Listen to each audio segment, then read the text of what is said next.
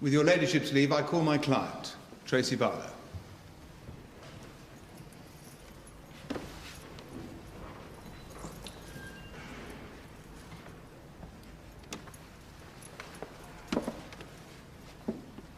Hold the Bible. Repeat after me. I swear by Almighty God. I swear by Almighty God. That the evidence I shall give will be the truth, the whole truth, and nothing but the truth. That the evidence I shall give will be the truth, the whole truth, and nothing but the truth.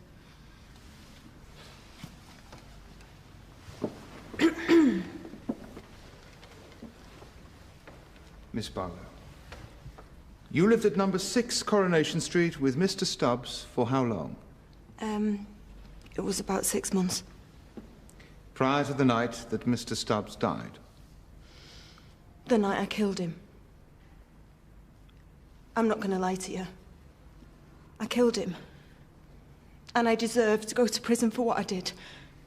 Miss Barlow, the fact that you struck the blow which caused Mr. Stubbs' death is not in dispute.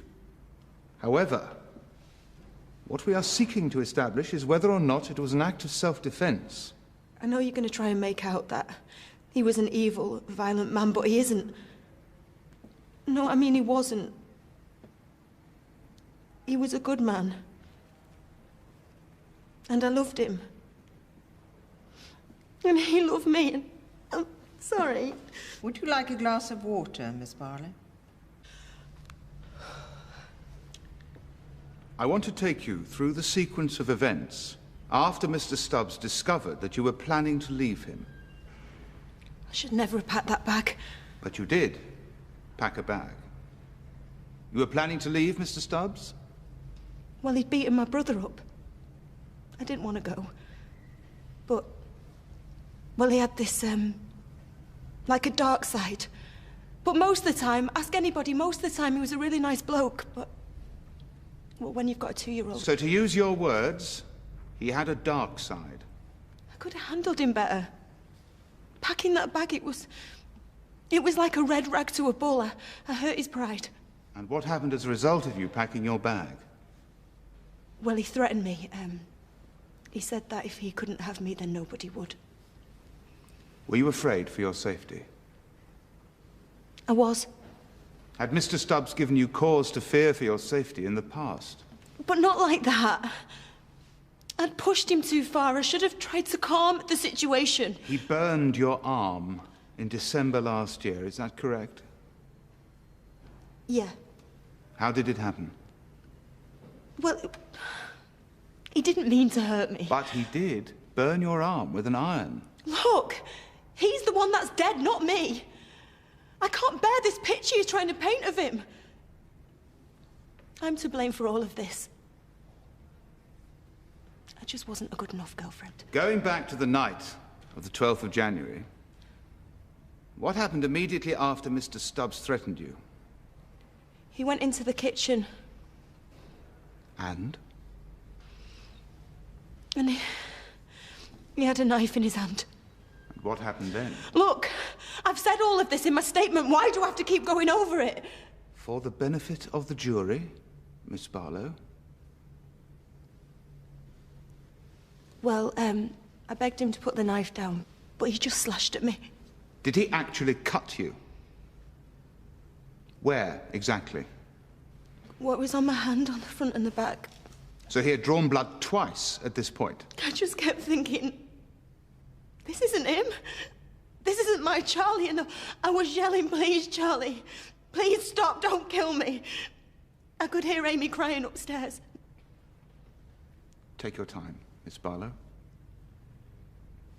I just grabbed the nearest thing to hand. Go on. Well, I closed my eyes and I took a swipe at him. I just thought that if I could catch his arm, I'd throw him off balance. I could hear Amy crying louder upstairs, and I wasn't aiming for his head. I just wanted him to drop the knife. I wanted him to stop. Charlie Stubbs was a violent bully. There are too many men like him out there, and sadly there are too many women like Tracy too. Your ladyship, can the witness be asked to describe relevant facts and not provide biased opinion? It's highly relevant.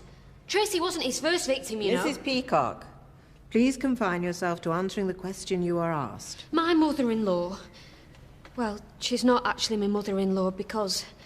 Well, her fiancé died tragically on the day of the wedding, but her daughter... Mrs. Peacock. Her daughter, Shelley, lived with Charlie before Tracy. It was the same story. He had her, so she was scared to go out the house. Mrs. Peacock, I cannot allow you to continue like this.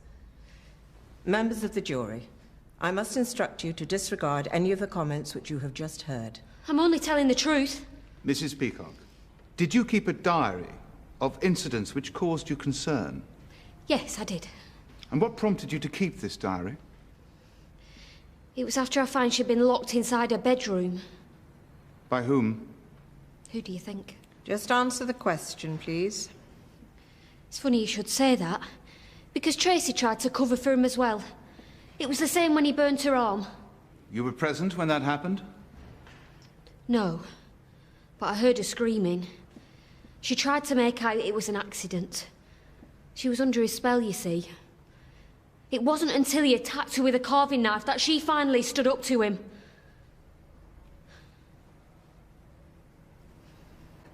You were a keen observer of events at number 6 Coronation Street. If you're saying I was interfering, then yes, I was. I wish I'd done more to stop him.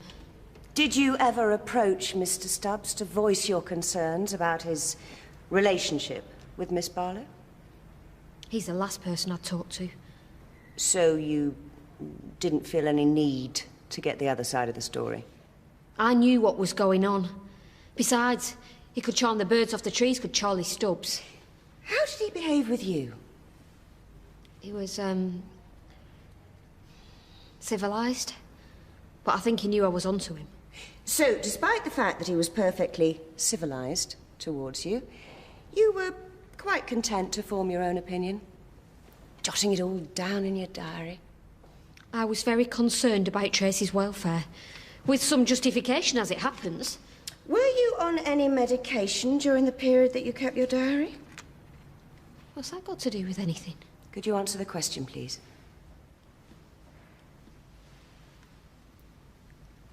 Yes, I was. What type of medication? Antidepressants. Could you tell the court why? Gladly. I'm recovering from postnatal depression. Is it true that you were sectioned under the Mental Health Act? I don't see what that's got to do with anything. Mrs. Peacock, I am merely trying to provide a context for your key interests' well-being. No, you're not. Trying to blacken my name. One final question. Did you ever, at any point, witness Mr. Stubbs abusing Miss Barlow? It was always A too... simple yes or no will suffice. No. Thank you. No further questions. Then we shall adjourn until tomorrow morning. Court rise!